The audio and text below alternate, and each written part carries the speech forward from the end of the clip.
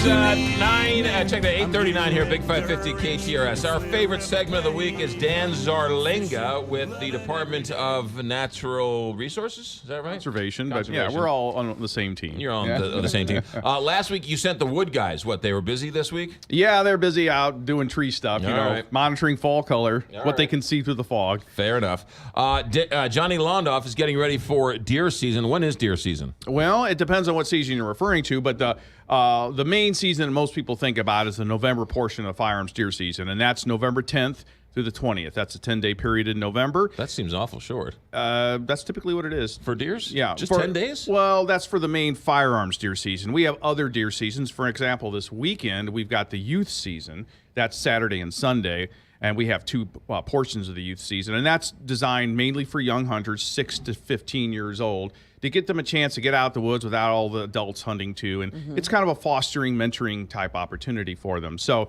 they do have to be with a licensed adult hunter, though.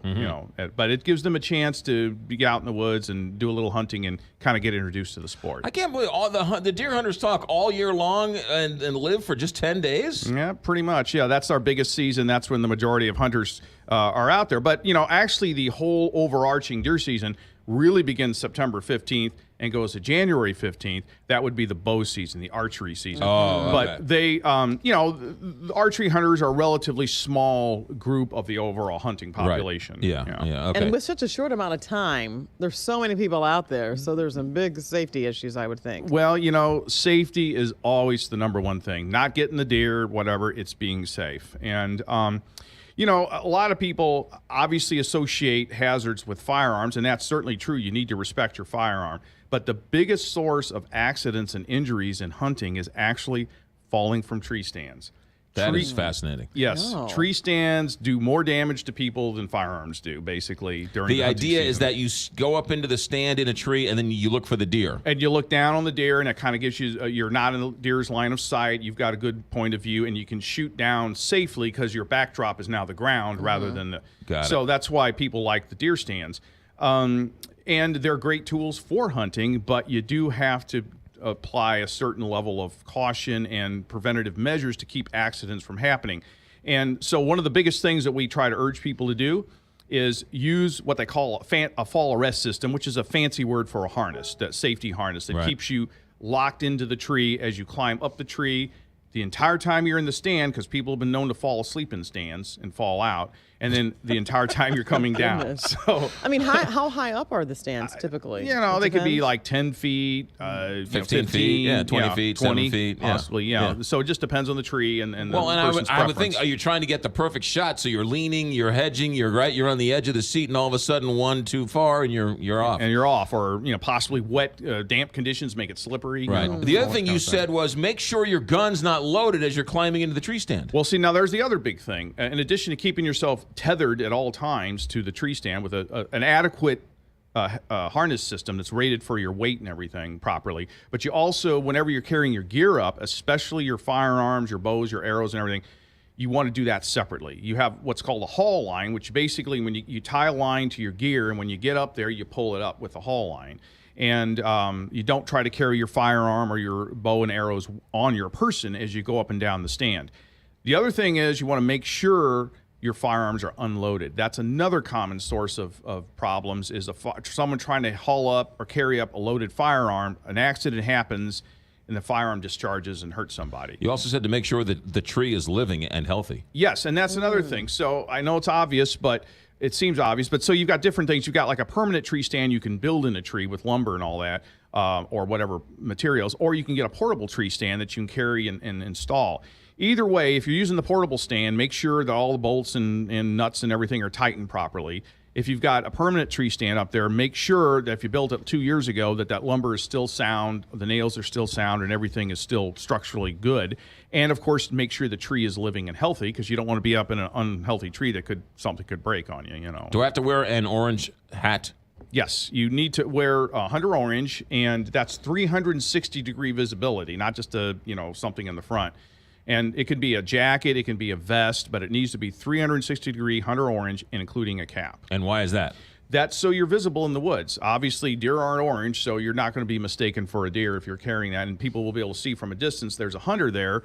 So hypothetically, you've got a deer in front of you, you're ready to take a shot, you see that hunter orange back there, nope, don't take that shot because that's a dangerous situation. How often does that happen, someone mistaking? That's another thing we urge folks to do is when you are hunting, make absolute sure of your target. Don't just assume, I heard something moving, that's a deer, and shoot. Or, I think that's a deer, I'm not sure, but I'll take the shot anyway.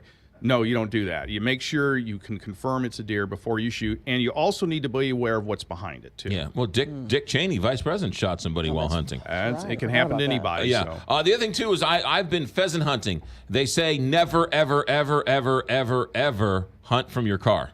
No, that's not really legal. bad. Yes, that's not even legal, actually. Yeah. Oh, okay. That's good to know. Hunting from your car is not vehicle is not legal, so especially on roads and all that. But in some cases you might have a blind, like a turkey blind, where you would have, or something, or even deer hunting from a blind is a possibility as well. Yeah. So, how many deer are you allowed to catch? Well, it depends on shoot or whatever. It depends really on the individual hunting season you're in. So. The best thing there is to check our regulations, which are available in our 2018 Fall Deer and Turkey pamphlet, which can be found any permit retailer or any conservation office, or you can find out online too. So, right. Yeah. I know this may be a silly question, but I'm sure hunters want to go out early in the morning. Do you have to wait until? You have to wait till sunrise. The sun is out. Yeah. Yes. I'll tell you what. A couple weeks ago, you were talking about deer and be careful deer driving. I have seen deer just everywhere. I mean, maybe it's because I'm living in Cottleville or St. Charles, but I mean, I'm seeing them. They're all over the place. Well, they are, and what we have an interesting situation in those populated areas that are still, like Cottleville, that are still near some more undeveloped areas, because we have a situation where the deer flourish. We have a really good, healthy deer population. They've got the habitat. They're in really good condition, but there's no predators that we have in the state anymore, and hunting becomes complicated in those areas. We can't have normal hunting. Right. So hunting is our number one way of managing the deer population. So you do run into this conflict where you have these areas where you see a lot of deer. Baldwin, Town and Country is a classic example. Right. You're mentioning Cottleville. So the only way we have to really regulate those populations is with hunting, and usually it's up to the municipality to allow bow hunting. So the way that works is the Conservation Department sets the overall arching regulations for the deer season and deer hunting and whatever kind of hunting, but individual municipalities or whatever can be more restrictive. So for example, like during the firearms deer season, well, we say, hey, you can go hunt deer with firearms during those 10 days. But if you go hunt in Cottleville, perhaps, they may say, no, you can't. We don't allow firearms discharge. So let me ask you a very, very city slicker question, and I apologize. Can you can't hunt children deer, right? Does and little baby deer. Yeah, you can hunt deer. Yeah, you can hunt baby does. deer. Yes, really. Well, does. Yeah, does. People shoot. Are does female deers or does baby deer? Does are a female deer. Yes. Okay. Female, but you can hunt a younger deer too. You can hunt. Oh, really? Yeah. Oh, it isn't like fish where you have to throw the small fish back. No, there are certain counties that do have what they call antler point restrictions, where you have to have, if you're shooting a buck, you have to have a certain number of points visible, in order. And the reason we do that is to preserve the males. The males, yeah. And so we don't. So there's only so many. So you can shoot males, females, and children deer. Yeah, a young deer. Young deer. You can, but in those areas, and again, that varies by certain counties. Will have antler point restrictions, and that would be something again that would be in your fall deer and turkey pamphlet and online. The website to find out more? mdc.mo.gov. Dan Zarlinga, you're the best. Thanks for coming in. Thanks, guys. Appreciate the opportunity.